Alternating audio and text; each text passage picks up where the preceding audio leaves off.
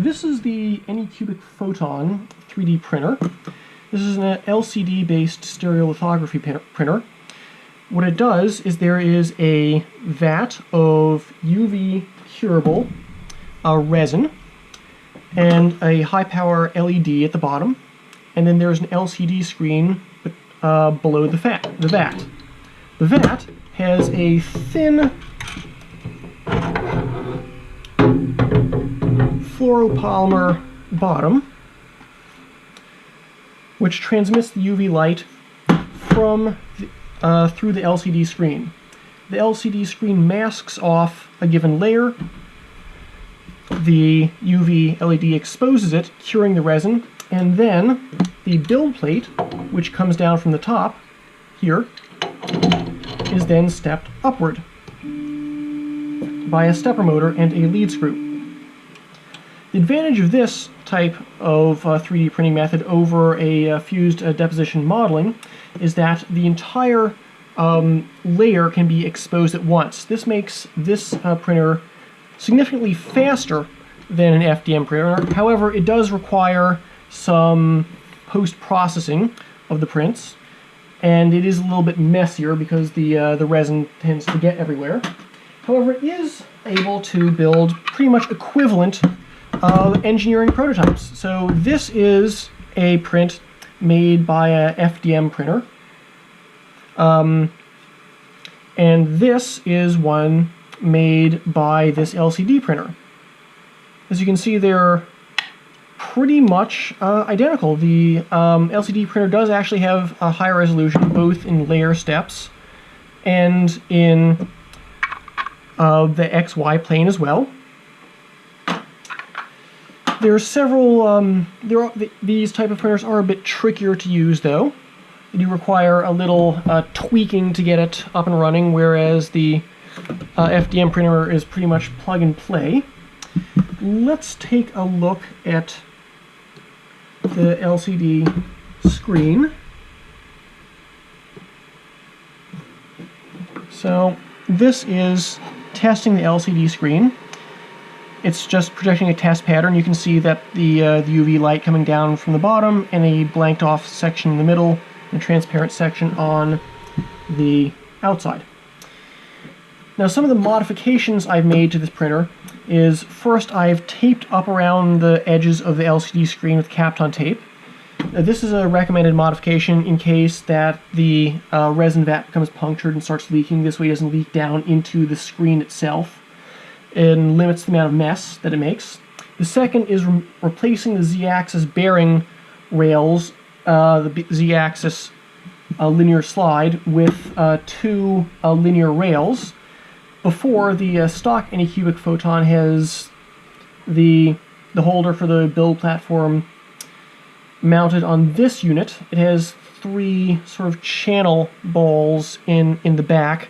However, it tends to flex a bit, especially if you're printing something with a very large cross-sectional area, such as this in the beginning. It'll tend to, the stock bearing assembly will kind of allow this to be bent downward. The adapter is produced by Physics Anonymous. Then there are two linear rails you can get on Amazon. This considerably stiffens up the Z-axis rail. I haven't done any test prints with this modified version yet. However, it's strongly recommended. The other recommendation is the resin vat. I don't have a heater installed in the resin vat yet, but if you put this in front of like a forced air convection heater, you'll want to get this up, the resin vat, pretty hot in the beginning, especially if it's a large surface area on the first layer. If the resin's too viscous, it'll tend to delaminate more often. The third modification I made this printer is the exhaust fan. Now, initially this exhaust fan, I've taken apart the back of the printer so you can see on the inside. Initially, this exhaust fan just sucks out the air inside the build cavity and blows it out through a filter assembly that's inside the printer.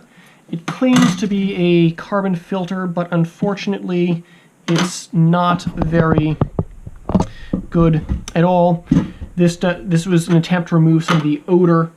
When this 3D the UV cure resin is exposed to the UV light, it does generate an odor. It's not terrible, but it's not great either. And this filter doesn't do much to remove that. There is typically a back panel on back of this printer.